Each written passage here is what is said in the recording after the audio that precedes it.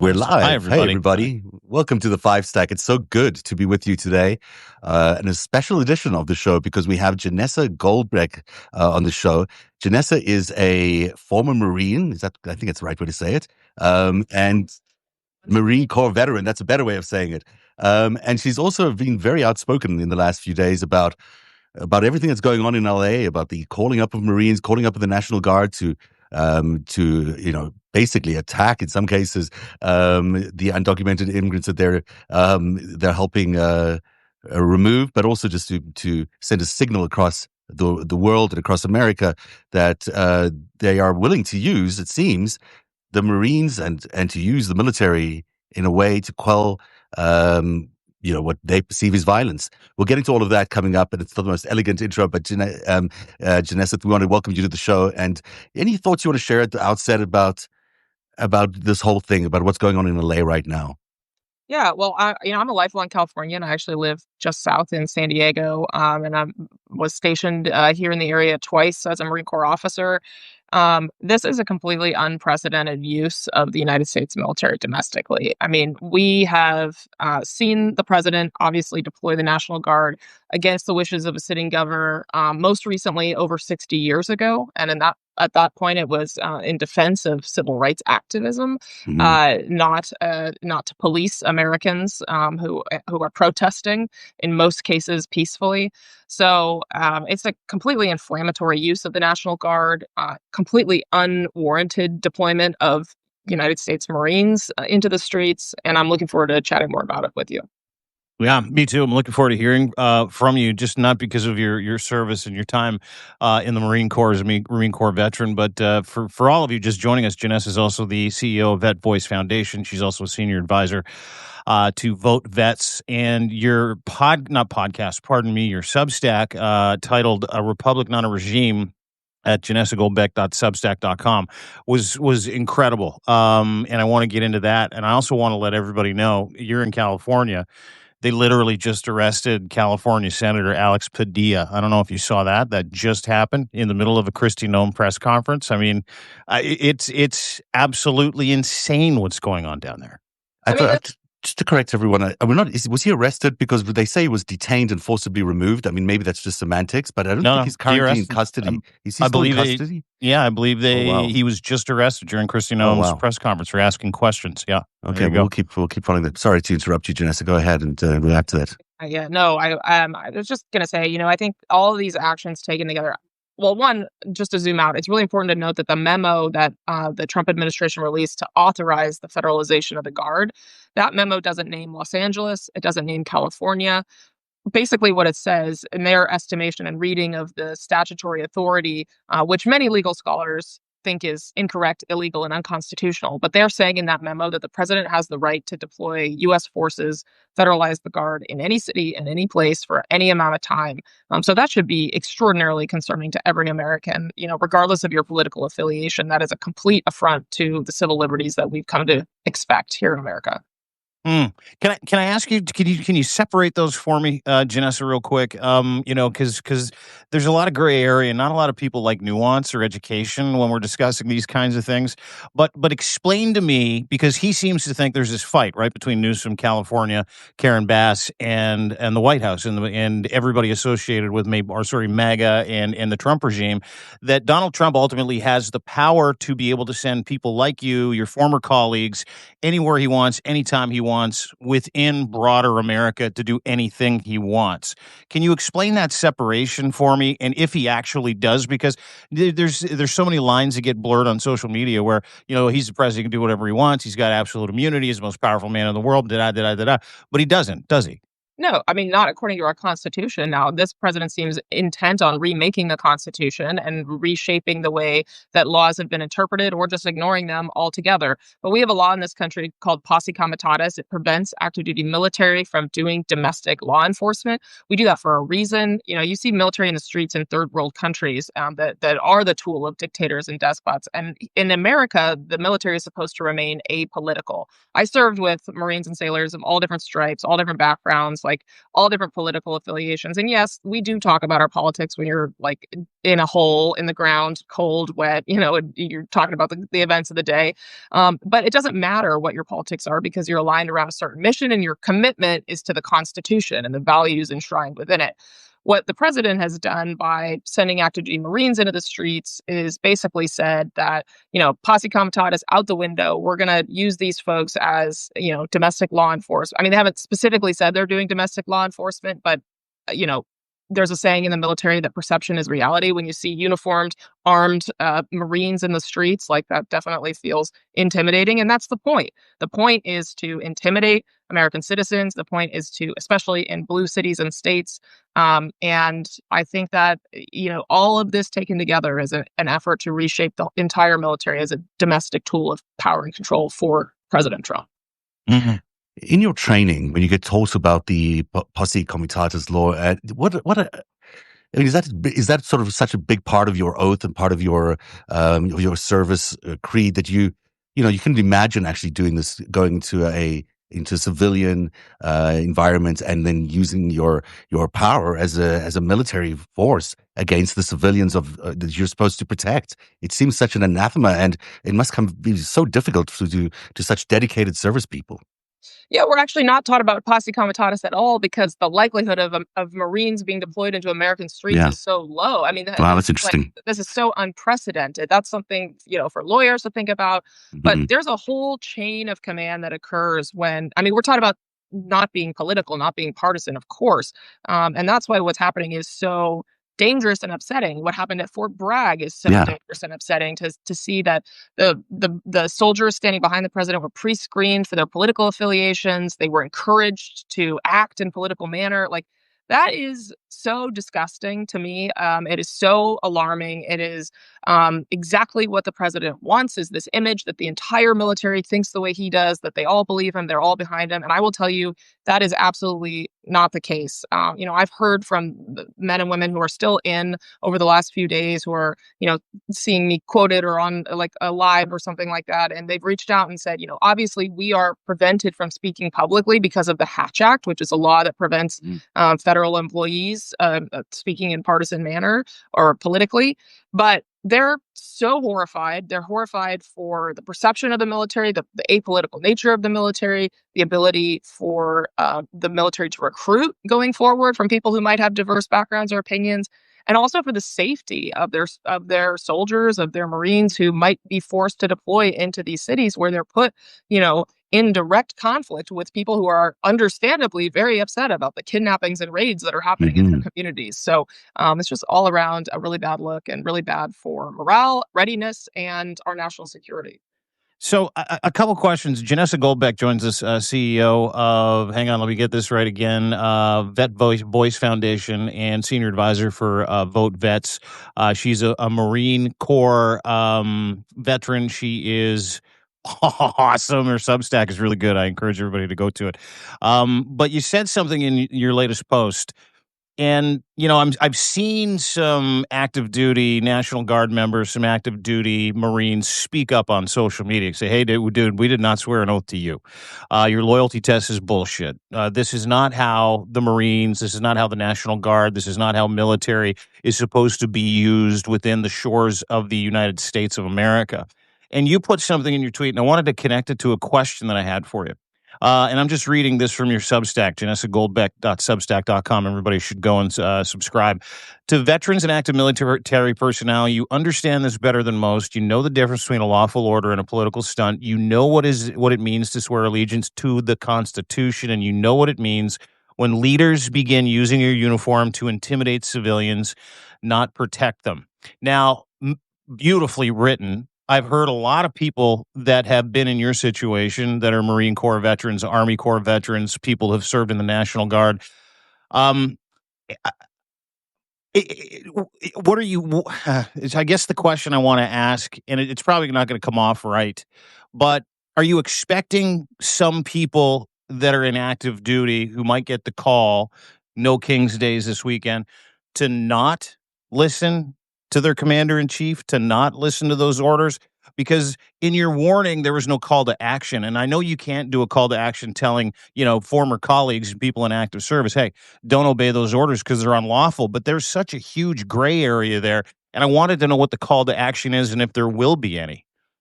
Yeah, well, I think what happened at Fort Bragg absolutely warrants a response from senior military personnel right now, and it's actually horrifying that no You general talking about officer— that crazy batshit Trump speech at Fort the Trump Bragg? rally, yeah, Yeah. political rally at Fort Bragg with active duty soldiers in uniform cheering and whooping about, the fake media and partisan politics. Like, all of that is completely illegal and like very much not what should be happening on an active duty military base. The fact that no general officer has come forward, taken responsibility for that, and resigned, or said anything against that, is really alarming. After Mark Milley went out, remember, in the Black Lives protest during the summer of 2020, and he went out Lafayette Place. Yeah. in uniform. He got so much flack from veterans, military community, that he apologized and, really took ownership of the fact that he was used as a political pawn in that moment. And nobody has taken that. And I think, we know that the president has purged the ranks of generals that he believes are, not loyal enough, that he's purged the JAG Corps. That's the military lawyers who evaluate whether actions are legal or illegal. I think there's real fear and intimidation within the active duty military force that is creating this just total cowardice from active duty folks in leadership positions who should and have a responsibility to their oath and to the Constitution and to the American people to speak up. Now, when it comes to like troops walking away from their positions or refusing to deploy, look, whether or not the president has the authority under Title 10, which is what he's used to justify this federalization of the Guard, he does ultimately have the authority to send troops into American streets via the Insurrection Act. He hasn't invoked that yet. He could. And that does give him the authority to do that, to federalize the Guard, to bring in active duty military to serve in a law enforcement function. And that, in that instance, that invocation of the Insurrection Act is a lawful but awful order. Many of us would say that there is absolutely no justification for the federalization of the Guard at the stage that the protests were at. Maybe the governor would have chosen to send them in had they, protests escalated. But we weren't there yet. Local law enforcement, in fact, said this will be extraordinarily inflammatory if you send in the Guard now. Please don't do it. And like, the LAPD is not some like super woke organization. This is not notoriously an organization that is going to really restrain themselves in terms of use of force. So the idea that the president's going to ignore local law enforcement, escalate the situation in order to intimidate and probably create more chaos, fear, death, and destruction is really bad. But there are some orders that are unlawful. Shooting American citizens, that's an unlawful order. And every soldier, every Marine, everyone in uniform has actually an obligation to disobey unlawful orders. And I think troops do get a lot of training on what their oath is. It could be very confusing if the president of the United States comes out and says, even if the order is unlawful, I'll pardon you, which he very well could do. So we're just really in unprecedented territory. I do have a lot of faith in the men and women in uniform and where their obligations lie, but it's a really dicey situation. It's deeply unfair to the 19-year-old who signed up to serve their country, not to have to parse whether or not the president was telling them to do something illegal. How concerning is it that no general has spoken out? And what if they don't? Because what does it tell you about where the military really is? Is it possible that the military leadership is so, censored, so scared that they can't even speak out into these circumstances? And that, what does that mean for the rank and file? Are they going to just follow blindly as Trump stacks up these authoritarian tendencies day after day after day? He's introducing new things that you just can't imagine an American president doing, and he is doing it. What does it mean if the generals in the military are behind him or are so coward that they refuse to stand up? It feels like we're like frogs in the pot, and the temperature's slowly being turned up. Like, oh, now we're used to seeing uniformed troops in the streets. Oh, now we're used to, law firms like being cowed by. Now we're used to higher education being cowed. Now we're used to, judges being arrested. Judges being arrested. Yeah.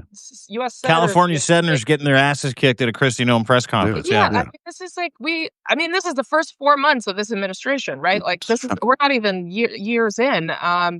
And last time around, he wanted to do all these things last time around, but he had people around him who were seeking to restrain him. And I do think that there are probably a number of active duty generals who are not speaking out because they feel that they can protect and perhaps restrain some of the tendencies of the president by remaining in their positions. But there needs to be at least one who comes forward. And here's the calculus for them. If they come forward, they're going to be fired. This president would likely try to jail them, for speaking out against him. Their pensions, their life's work, like all of that evaporates, so there are some real, disincentives to coming forward, sticking your neck out, being the one.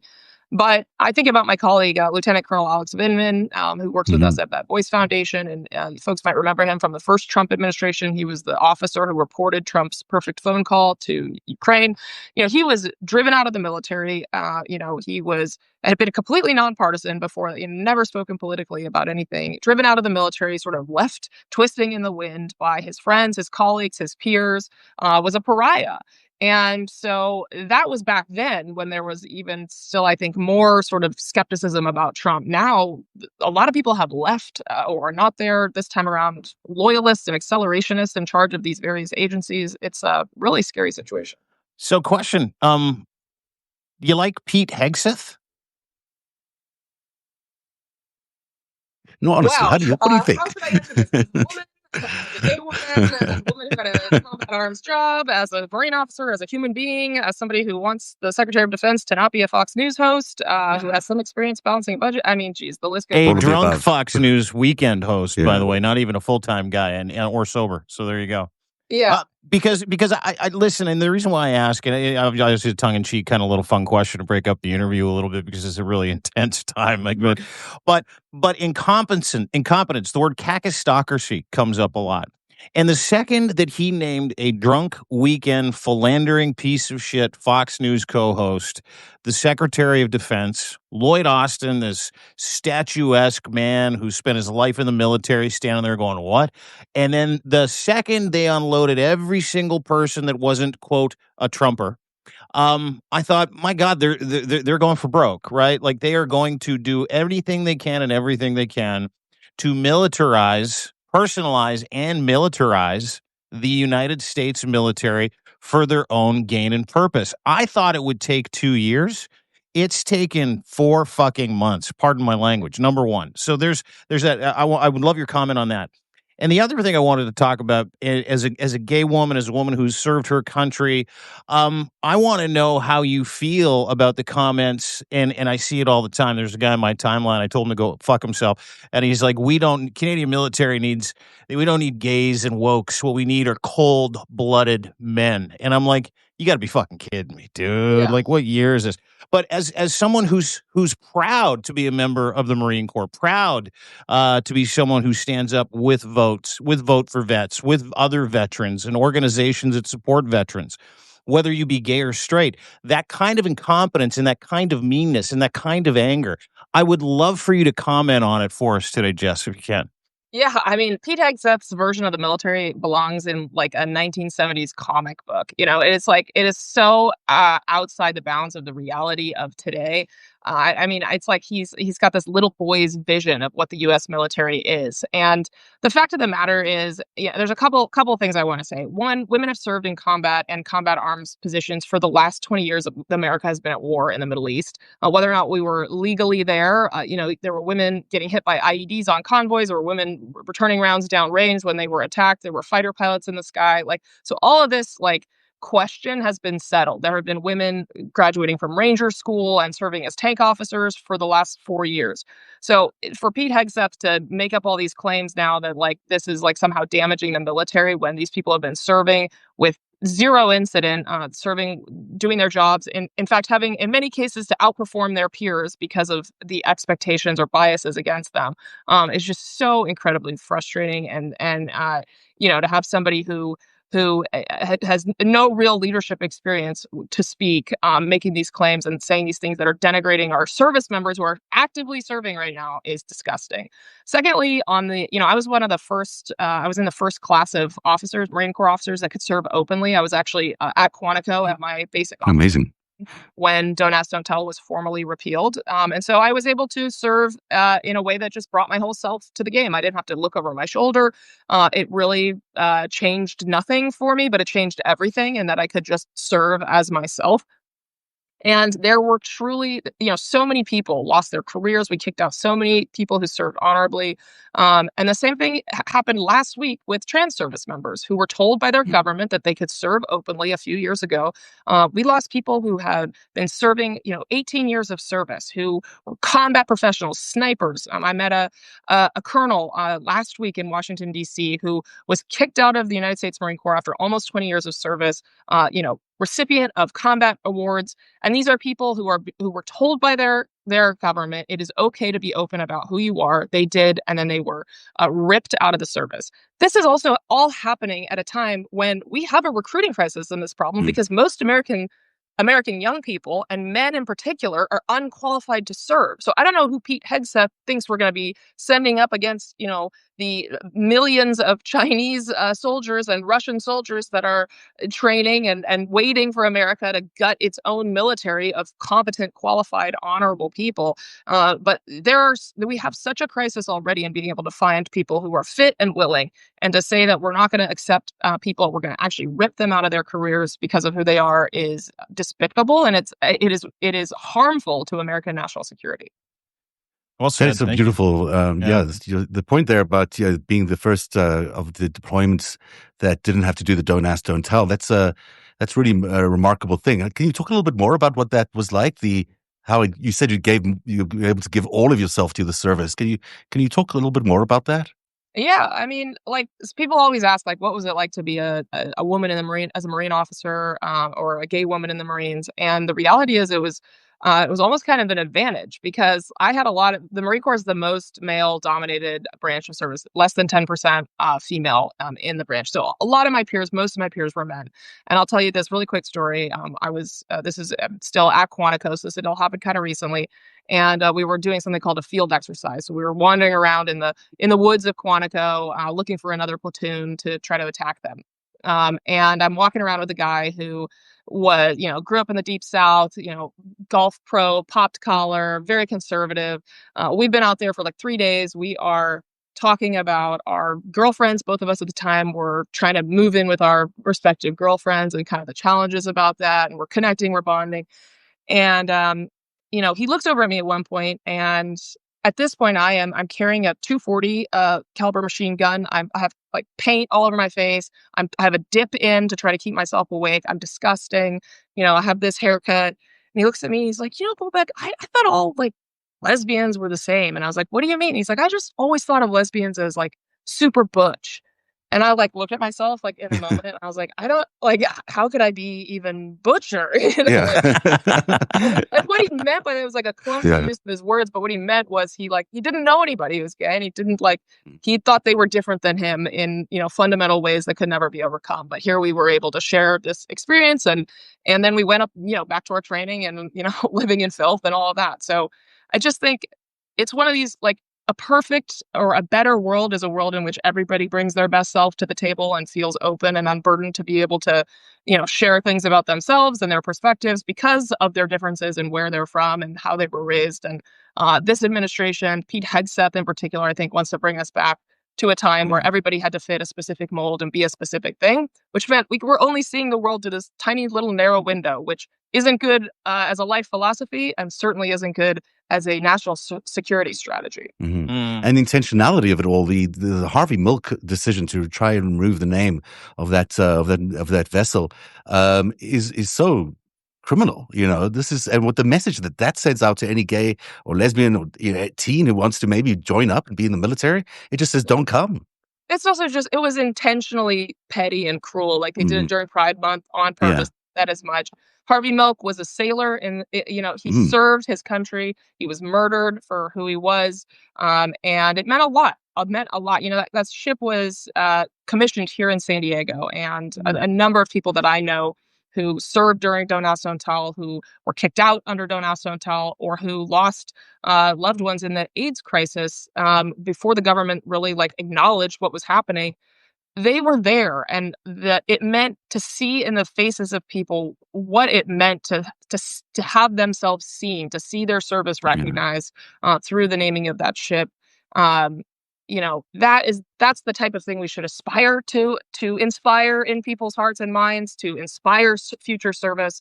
And this intent, it wasn't just Harvey Milk, by the way. They also are, changing the names ostensibly of the USS Cesar Chavez. The whole John Lewis line basically it's been completely denamed or Decommissioned, renamed. Yeah, decommissioned. Unbelievable. Mhm. Yeah, you know what? It's what's the saying?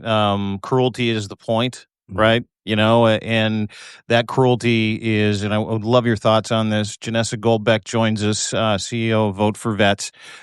Sorry, did I get that wrong? I'm around it's it. morphing and changing in real time, but it's also confusing. Yeah, it's Vet Voice, and then I'm an advisor over at Vote Vets. Thank you. Yes, Vet Voice Foundation at Vet Voice Foundation at Vote Vets, Marine Corps veteran, eternal optimist. It says here too, which is tough to be in the United States of America at the moment. And I kind of wanted to draw back on the conversation that we were having about Los Angeles, you being in San Diego, and seeing what's going on in Los Angeles. So the targeting of minorities and marginalized groups. I mean, within the military, you can see drunk Fox News anchor / Secretary of Defense Pete Hegseth being intentionally mean and nasty, targeting very, very small members of the military. Like, I mean, if you're trans or if you're gay, you're a fraction of a percentage in the military. So he's targeting those people. Now we're seeing cruelty is the point in Los Angeles and really all across America, but it's, at a flashpoint in Los Angeles where cruelty is the point, and it's being presented to us as this isn't cruel. There are riots in and around Los Angeles. The whole fucking city's burning down. And Trump yesterday is like, it would be obliterated if it wasn't for me. You're pretty close to Los Angeles. I love that you're shaking your head already, Janessa. This is great. You're pretty close. Obviously, you talk to people in the area. You've probably been very involved in the process of trying to understand what's going on, from veterans who've served to current active military personnel who might be going in and out. What are those conversations like from television to reality? What is really going on? Bust a couple myths for us if you can. Yeah, well, first of all, I think the most trusted source on this is the LAPD. And, they are not going to tell us something that isn't true and put their officers in danger. I said this at the top of the hour, but, LAPD is not like a notoriously woke organization. They are certainly going to make sure that their officers are protected. And so if we are hearing from local law enforcement and folks on the ground that they have the situation under control, we're talking about when over the weekend when the protests started, yes, there were people lighting Waymo cars on fire. There were people, throwing frozen water bottles at some of the cops that were out there.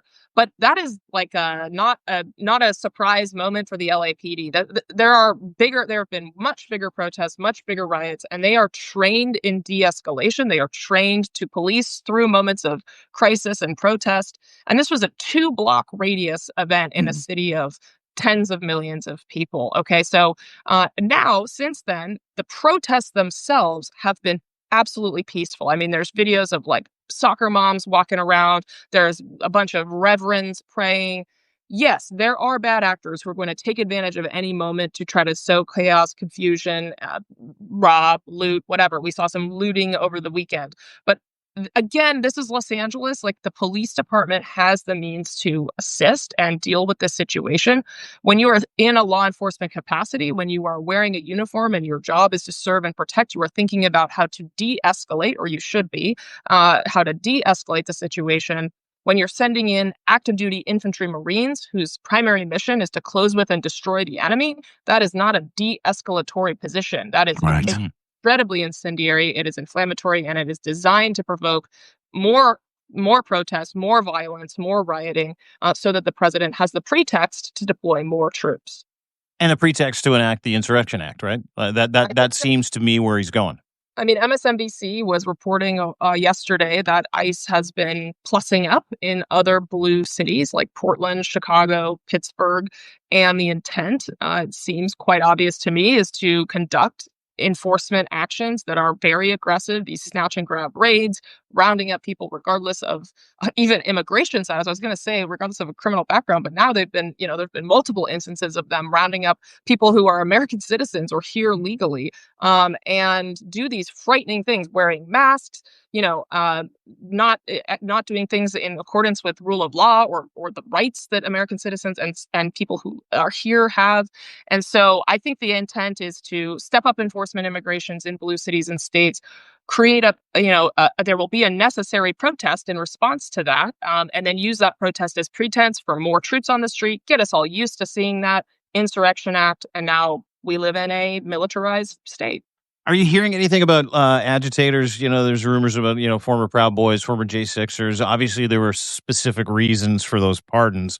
But you're also, and let's not, forgive some of the rioters and the people who did loot, the people that did burn cars. Obviously, they should be dealt with. You shouldn't be doing that kind of shit. It should always be peaceful. But are you hearing anything about, agitators from the Trump side of the equation? And if so, what are you hearing? Yeah, everyone who commits an act of violence, like in or around the protest, should absolutely be arrested and dealt with, according to the law. Yeah. We did a series of exercises last year and the year before. One of which is actually documented in a documentary that went to Sundance. It's called War Game. It's on Prime streaming and Apple TV if you want to check it out to really learn more about the Insurrection Act. But we did these exercises in and around a number of states, including Arizona and Pennsylvania. It was this exact scenario. Trump, second Trump administration, immigration action used as pretense to send in the federalize the guard and send in active duty troops. And in those instances, we involved people who are experts in domestic extremism, people who study this, monitor it, are on the dark web, listening. In some cases, folks who are undercover Proud Boys or other affiliated groups, and they participated in these exercises to play those groups and sort of give us the actions that they would anticipate them making based on what they know about them. And in every instance, absolutely, infiltration and escalation were part of their role. Mhm. These are people they call themselves accelerationists. They Mhm. want to see, 4 months isn't fast enough for us to achieve a militarized country. So they want to pour gasoline on the fire. They want to create confusion. They want to divide the country further by saying, divide, pro rule of law people against rule of law people, make it seem that everybody who's protesting is anti-American, and which is why it's really important for veterans like myself to speak up and be out front on this, to say, look, I have skin in the game. Like, I swore an oath. I served my country. I know people who have lost limbs and lives because of their dedication to our Constitution, to the values that make this country great. And to say that we are un-American by standing up for this violation of people's civil rights and human rights, and to say it's un-American to stand up for a complete violation of the Constitution and the rule of law that the administration is perpetrating, that's unconscionable. So we need more veterans speaking up and speaking out. The training you spoke about earlier on is really interesting to me because, if Marines aren't trained to behave like law enforcement officials, and they're going to go at these protesters in a different way. We've heard that General Scott Sherman is saying that Marines and National Guards troops will be allowed to even detain citizens for a period of time. That seems so wrong, but if they're going to be doing it, what is that going to look like, and how different is that going to be from what law enforcement like the LAPD is going to do, or that kind of action that they'll be doing?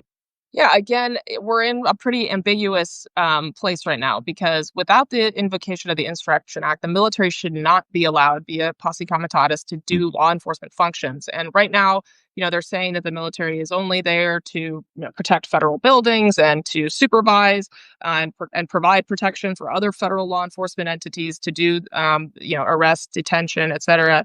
But it seems what we're hearing from Hegseth, who just testified on the Hill earlier and said that, he wasn't even certain that the president needed to follow the law because the president's the president. Right. He can do whatever he wants. So that. To hear that from the Secretary of Defense is alarming. And, there's all these protests planned, which are No Kings themed. It couldn't be more perfectly timed, in my opinion. But people need to be really, really cautious. We need to ensure that they're peaceful. And also be ready to, know your rights, but also know that in this time we're in, I don't know that our rights necessarily apply. Mhm. Talk about that real quick, too. I got 2 questions for you, and then I'll shut up. I'm just full of questions. No, Mr. that's Questions. great. That's what you call me, Mr. Questions. Hey, Mr. Questions, how are you? I want to talk about the military parade in just a second because that's an affront to everything that you served for. But I also want to talk about the plussing up of ICE agents in specifically blue states and heavy blue cities that you just talked about, and the intentionality of this. We all know that he's using, migrants, violent migrants, raping migrants, illegals, all these other things. People like as a pretext just to beat the shit out of people who don't like him. And I made that a real point of difference in a recent blog post on Substack, where it's like, hey, listen, these are not migrant protests. These people are protesting Donald Trump's policies.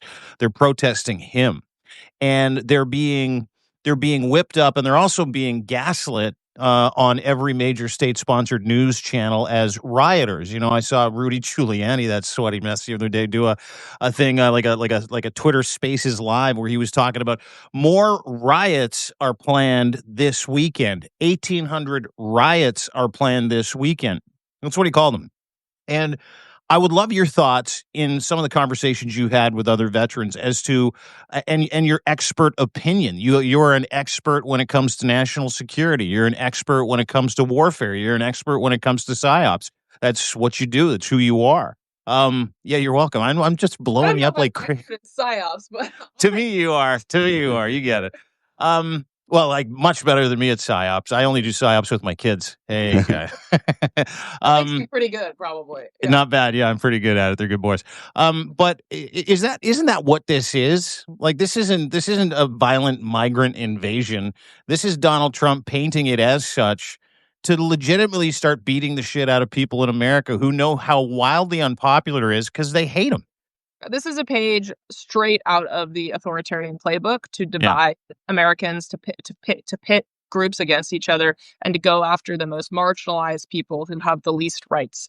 And so, we see it with the attack on trans Americans. We see it with the attack on immigrants and the immigrant community. This demonizing and dehumanizing language, this escalatory language about what people are doing, which, by the way, protest is like the right to protest, one of the things that makes this country what it is, that makes America great. And they have now said, the president has said, like, he can arrest whoever he wants. If there's protests, he's going to arrest them. He's going to use violence against them. Like, that is so deeply un-American. And I think that we need to keep our eye on the ball, all of us, regardless of our politics. Like, if you have a "Don't Tread on Me" sticker on your pickup truck and you're okay with this, like, you're full of shit. Because this is exactly the thing that libertarians and people who say they are afraid of government overreach, like, this is it. This is happening to us in real time. And physically, yeah. And to say, like, I think that there's some Democrats out there who are afraid of touching this issue because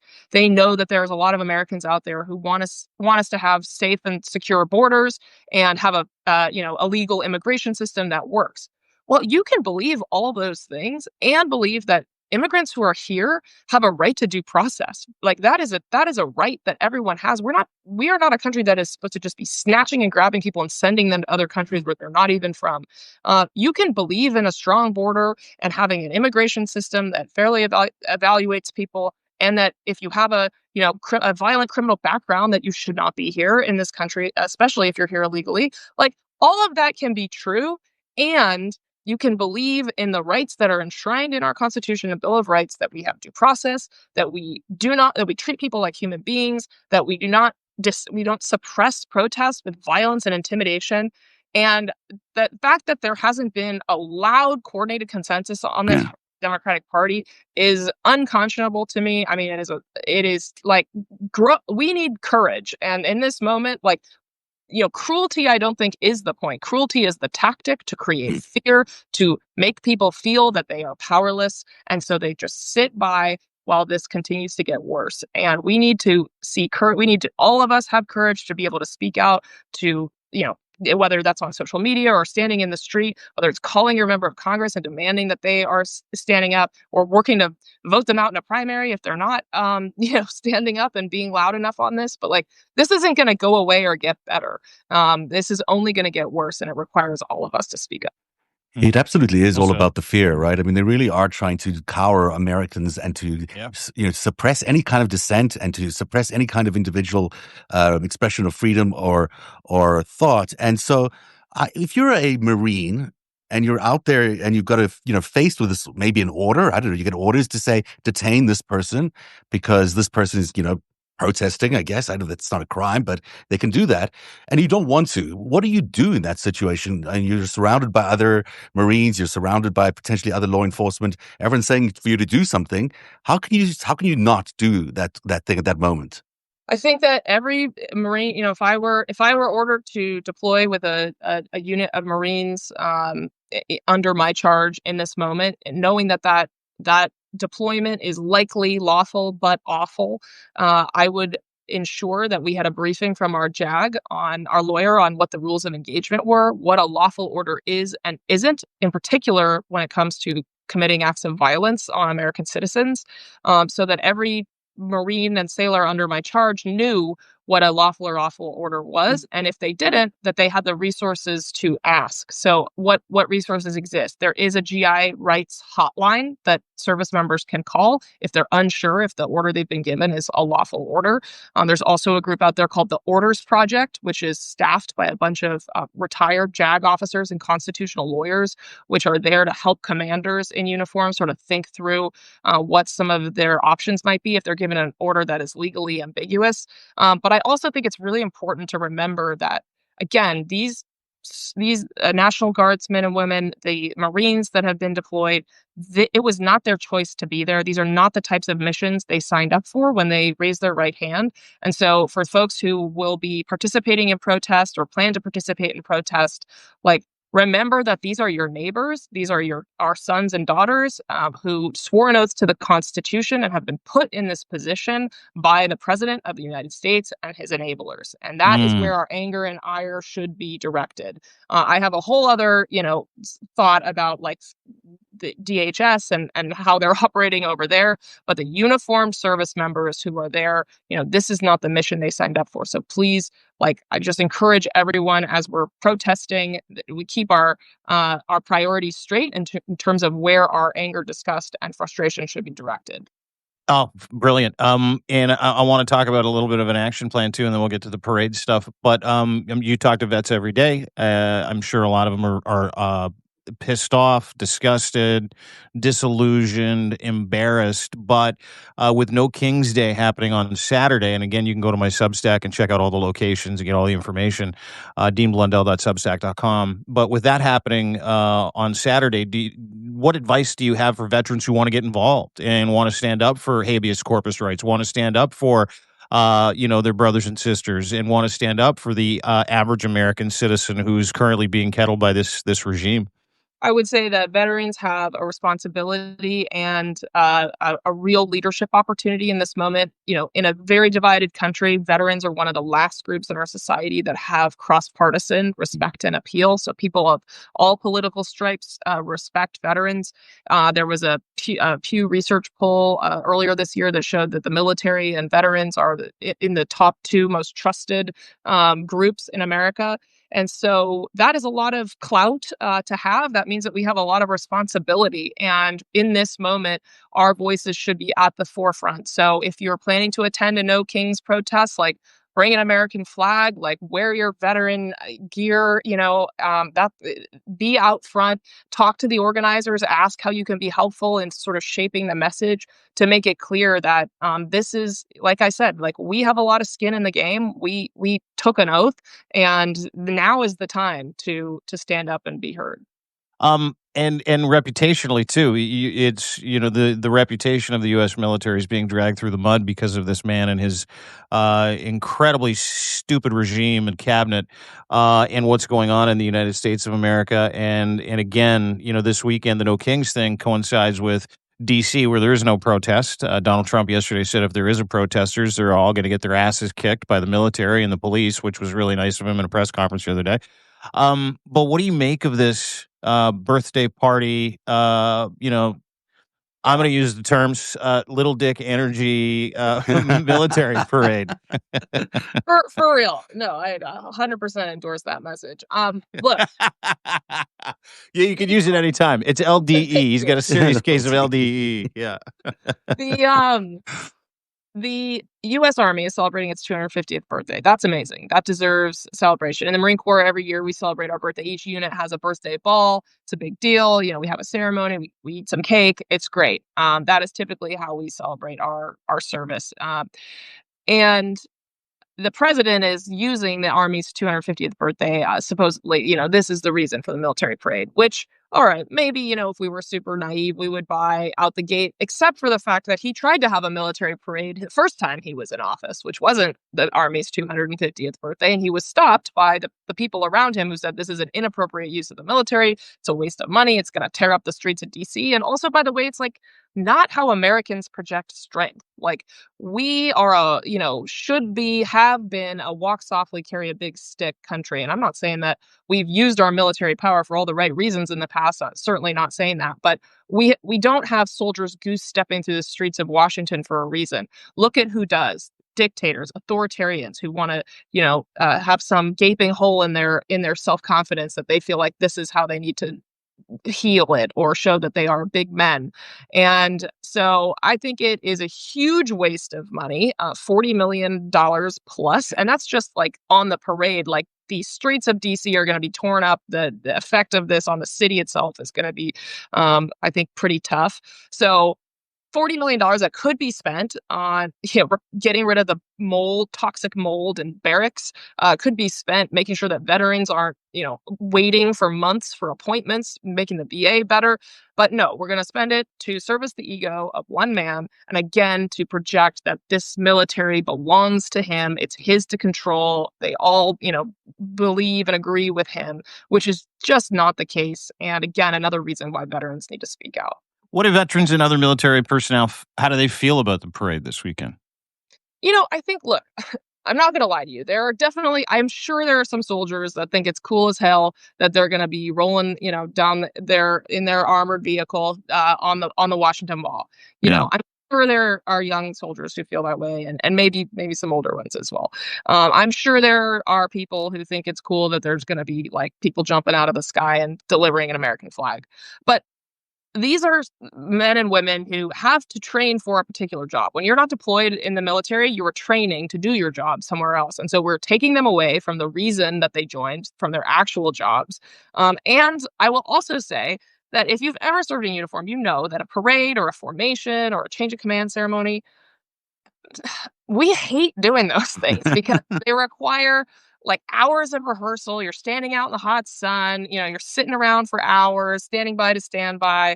This is not something that is ever it's not for you. Like, you don't enjoy it. Maybe the one commander doing the change of command is enjoying it.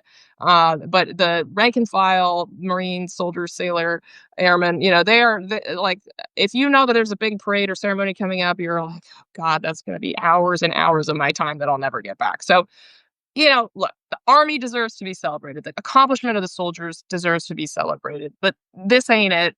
This is a huge waste of time. It's a huge waste of money. And it puts projection of American power. I think it diminishes our projection of American power because it makes us look as small as the president's energy. Very Kim Jong-un energy, very Vladimir Putin energy.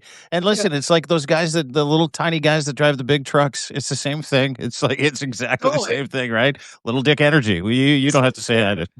For the rest of But it also makes it makes America look so so performative and weak. Yeah, I mean, we're taking people out of Europe. We're taking people out of the Middle East. We're bringing them to be in this parade. We bring them to the streets of LA. Like, it looks, what are we doing? We're making all the wrong decisions and all the wrong priorities. We're facing a rising China and a Russia that looks like it's aggressive towards NATO across all of the Baltics, and we're throwing parades, and it's just odd. And not to mention that there is like a lot going on in the Middle East right now that we're just totally not paying attention to or even talking about as a country. Like, there is a lot going, and there's a likelihood that things could really pop off in the next few weeks. And what are we doing? We're distracted. We're infighting. We're policing our own citizens. We are, kidnapping mothers and fathers Mhm. out. Yeah, it's just like this is not the country that this is not the country we want to live in, and this we deserve to take it back, and we have to take it back, and we have to be courageous in that moment. The protest. Go ahead. Sorry. No, go ahead. No, I was going to ask, if you're a protester going this weekend, do you have any advice for them how to approach Marines, how to approach the National Guard troops? Like you said, you understand their positioning, but also is there a way to make it easier for both sides? Yeah, that's a great question. We're actually at that Voice Foundation. We're actually doing some training for some of the protesters in LA with some retired National Guard folk who have volunteered their time to come and talk to them about ways to de-escalate, things to avoid, things to look out for, to kind of humanize the Guard and tell them who they are, explain how young they are, and that these are not the mission sets that they signed up for. Right. And so I think it's really important for people who are heading to protest to remember who's in that uniform and who sent them there, and to in this country, if we are going to have a functioning democracy and functioning rule of law, we need a strong military. We need capable men and women to volunteer to serve. We do not want to go back to a time like in Vietnam where veterans were spit on, people who were drafted, and didn't even volunteer to be there. We need to ensure that we can continue that. But if we can't respect each other, and if we incite violence, then we're in real trouble. I'm sorry. Am I breaking up for you guys? No, you're all No, good now. you're good. You're all good. Yeah. Yeah. You've been great to the point where you're. I want to ask you because the screen is so crystal clear. What kind of product you use in your hair? Because I need new product. Your hair's great, Dean. I'll have to ask my barber. I actually just got Yeah, I need it. Listen, Janessa, I can't thank you enough for the education today, and for you to have taken the kind of time that you took today, away from your job, away from these things. Just spent a little time with a couple of Canadians who are really rooting for the United States of America. We want our friends back. We want our partners back. We want decency back in the United States of America. And, it's been incredible because the Substack community has given us a chance to reach into the border, across the border, and have great conversations with people like you, people like Lev Parnas, people like Steve Schmidt, real patriots, real people who love America for what America was and still is, hiding underneath the fear and the desperation of a guy with little dick energy that avoided the draft 6 times with a bone spurs note from a fake doctor. So, it's been incredible for us to kind of go on this journey with the FiveStack and the podcast because of people like you, and the education that we get from people like you. And I just want to thank you for your service. Even though I am in Canada, I make it a habit of thanking everybody who dons any kind of war gear and stands in front of bullets for the people that live in this country safely and securely, proudly, in all the comforts that we have. Because I will never know the kind of courage that you have. I will never know the kind of strength that you have, and the people that served in the American military and the Canadian military, the people who literally stand in front of danger so that we can kind of go about our business. So I want to thank you so much for taking some time with us today, and I hope we can have you back if kind of things get a little greasy from time to time, if that's okay. I really appreciate you both having me on. Thank you, Zeb, for reaching out. This is my first Substack live, so I'm new here to the community. So thanks for making it such an amazing experience. I really appreciate all of you who've tuned in and your comments. I usually say when people say thank you for your service, I usually say thank you for your tax dollars. You paid my salary. But since you're in Canada, I'll just thank you for your part. Yeah. No, we get taxed out the arsehole, so we probably pay for some of it. Do you want to tell a little people about your organization, the Vet Voice Foundation? Is there anything you want to share about what you guys do and what your goals are and how they can help and be supportive? Yeah, thanks. Vet Voice Foundation is a national veterans advocacy organization based here in America.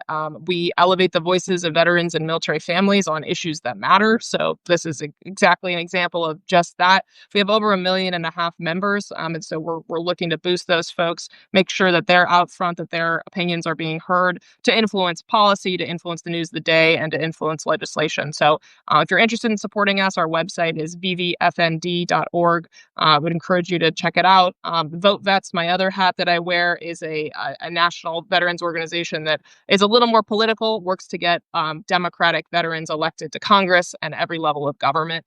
So check us out at Vote Vets and support some of the amazing candidates who are running to take our country back. Are you going to be running ever? Yeah, you should. You know, You're really good at this. I really appreciate the platform I have now. I like to elevate other people getting. Come on, Janessa. Come on. Yeah. Answer. No, you got to do it. You got to do it. You're really well spoken. You're really smart. Your smile lights up the room. You're interested in it. I'll keep it in your back pocket. Yeah. It's all true. Yeah, just keep it in your back pocket. I'm good. I'll go anywhere with you, because I know that I'm safe if I'm in your vicinity. We could do a lot worse than have people like you serving in Congress. I mean, this is your service is remarkable, and what you're doing now is remarkable, because I think a lot of people need to be hearing this messaging about what it's going to be like in the next few weeks, the next few days. You know, there's just a lot of important messaging that needs to go out there, and everyone's in the same boat. You know, the Marines are, and the National Guard are, all part of America's future, and everyone's, you know, we're all in it together. The future that we'll end up getting is the one we build together, and that how we respond in the next few days, how we react to each other is so important. And, you know, no violence should be part of this, and no confrontation, of course, might happen. But if it does, people should try identify it and stop it. And people should realize that we're not enemies. We really are in the same, beautiful American experiment that is going to continue. And we need to figure out a way out of it together. That's right. Couldn't have said it better myself. Thank you very much, Janessa Goldbeck. Everyone should absolutely sign up and follow you right now. Everyone should do this right away. Go to Janessa Goldbeck, and you can see the subscription sign at the top of the screen as well, and sign up to a Substack so you can read a great Substack about the decision to deploy the Marines. Thank you, Janessa, and I'm going to try to find my mouth, put it back in my in my face. I'm having a really hard time because I'm having a migraine day today, so I apologize. But you all look beautiful with all those rays of light that are coming out of your faces. Well, in Marine Corps, we always say, no matter what the ailment, drink water and change your socks, and that should probably fix you right. I am going to do both things. Rub some dirt on it, Zev. You're Canadian. Relax. You're going to be fine. Yeah, no. Thanks, Janessa. Great to meet you. Take care, y'all. Take care.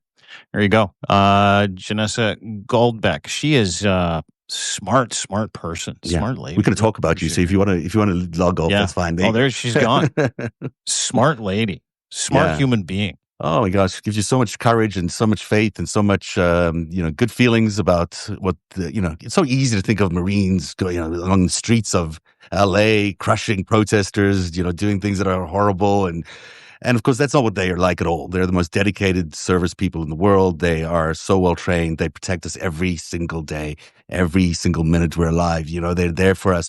And it's so great to hear her talk about her own concerns around the politics, around what happened in Fort Bragg this weekend. It was so horrible to see that selection of people that were one of the reasons, by the way, that they cast these people behind Donald Trump is that no fat people were allowed to be in the at Fort Bragg. Those guys in the red hats. Yeah, they said as long as you like me and you're not fat, you can stand behind me, and you're white, by the way. You got to greet. Yeah, you got to be basically white, be not fat, be agree with my policies and cheer me on. I mean, it's so despicable. And to see that what the real Marine Corps is like, to see what Janessa is like, and how the training that goes into this, that the resources they have available to them to make the right decisions when they get deployed. And it's also really, really good to hear. I hate to drag this out because you've got a migraine, so I'll let you go. We can drag if you need to, but go for it. No, I apologize. I know you're not feeling well, so I want to let you go, bud. Good. But I'm loving the show, so.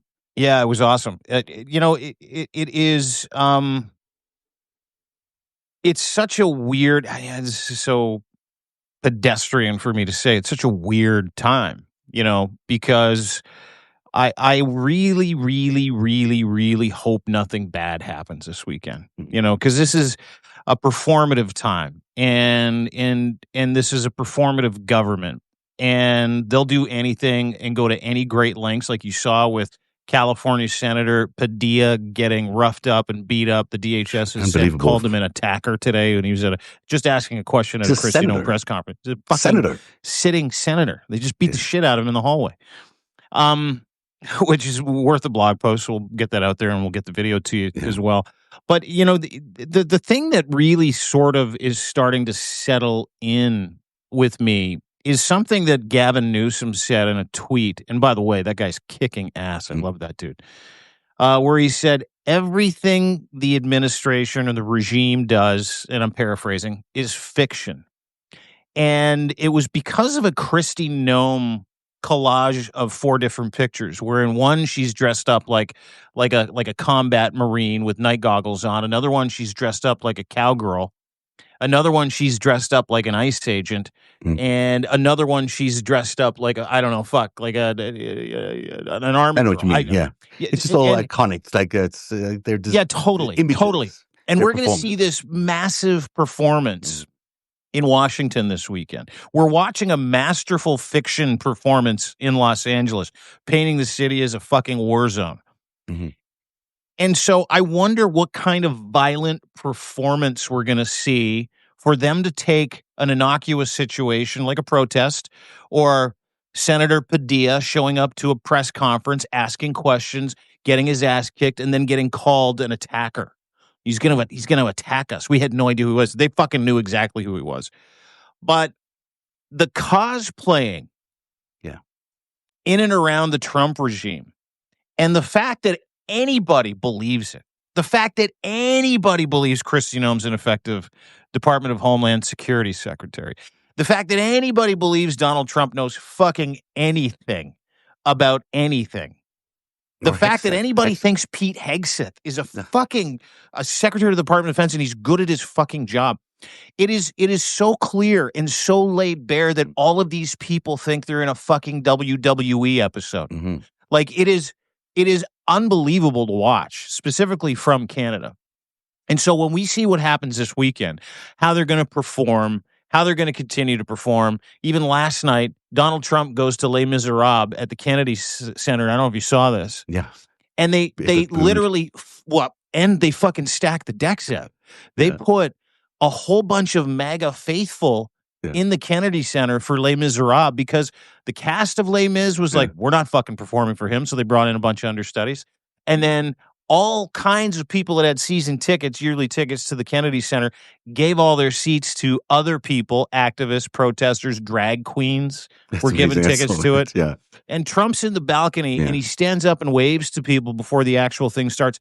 And he gets booed mercilessly, even though he tried desperately to make sure that everybody that was in attendance was a Trump fan, a MAGA fan, to the point where they tried to vet people that were going without him knowing who these people were. And so, sometimes you see daylight.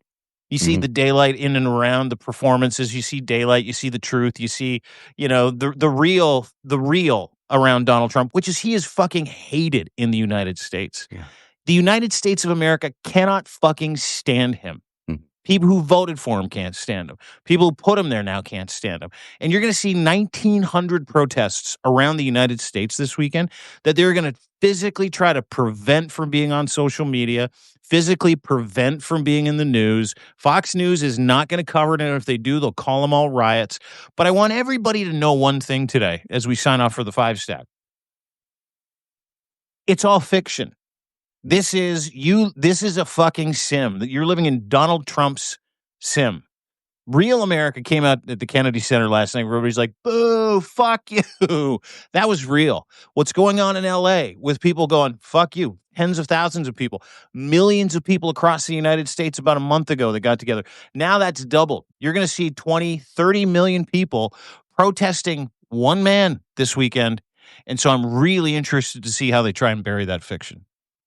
Well, I think people know. I think Americans know. And I think that speaks volumes for the amount of information that's come from independent media that's managed to get through this veil of bullshit that they've put up there, because Americans know they've got it. They got the memo. They're not out there doing stupid things in LA. They're not out there creating massive protests in a way that are going to incite violence.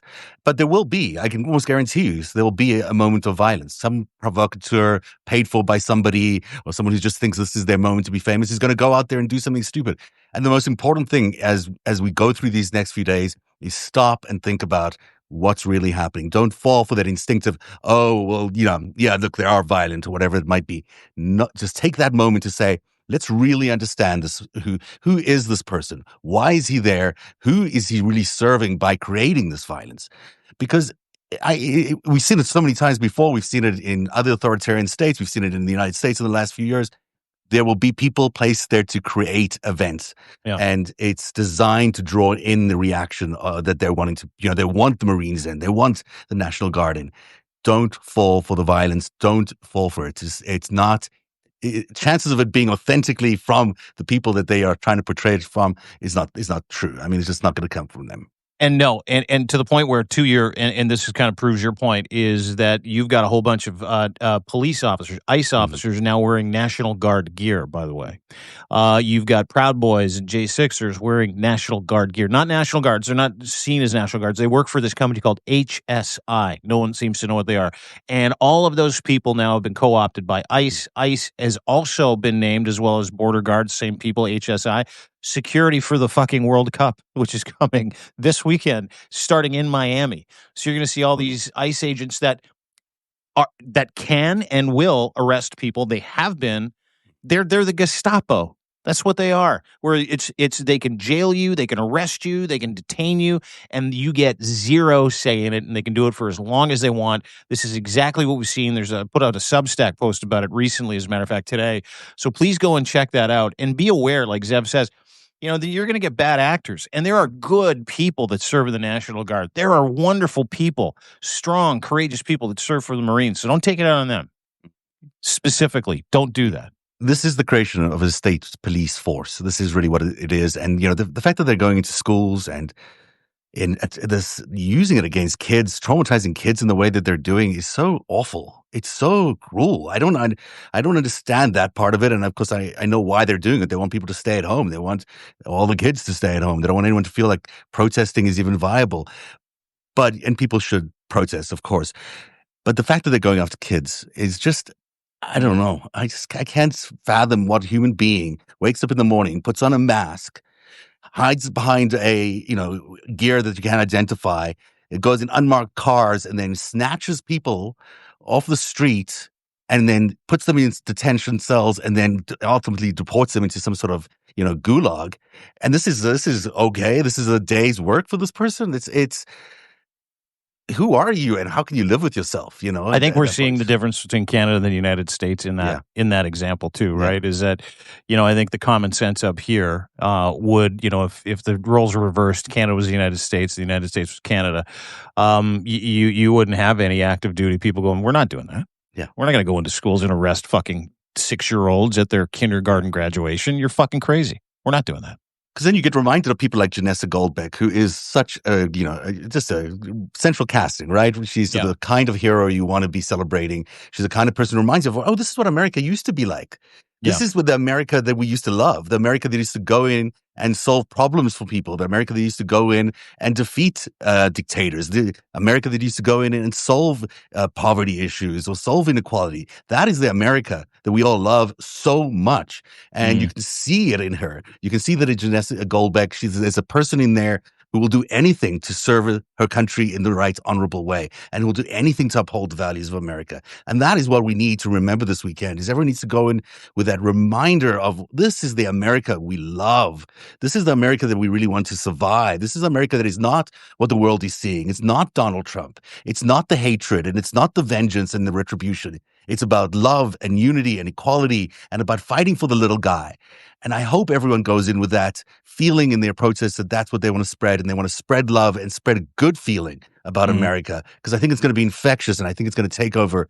This whole moment is so ripe for beautiful things to come out of it, and I hope people just let it happen. Yeah, I do too. Well said, and a great time to and the FiveStack today, that is Zev Shalev, narrative.org. He's got a migraine. We're going to let him go, but he's also got a bit of a special for annual subscriptions right now. Are you still at 35% off, big fella? I am doing 35% off for the annual subscriptions. I am doing that, yeah. Yes, okay. Just making There's sure. a great story on the site today, which everyone just has to read, about the voter manipulation that happened in, what happened in 2024 is not settled, and more information. There's this court case that seems to now becoming a real court case. They're going to be listening to evidence. in the county in New York, where some people's votes just disappeared. Well, where did those votes go?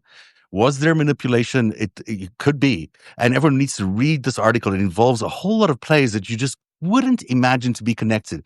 People like Peter Thiel and Barry Said and it's a really interesting. That's why I was up so late last night, just trying to piece all these pieces together. There is something that went on in 2024 that we all sort of in our guts feel isn't quite right.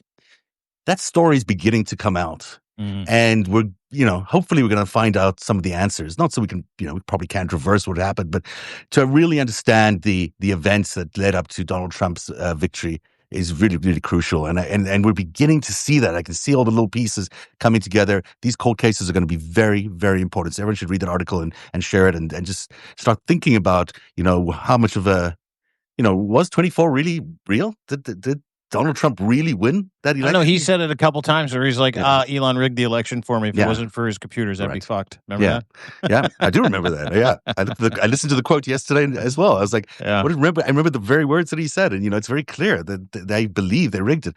And so there is all this stuff that, I said it last week about satellite to cell technology. I thought there was something to do with that.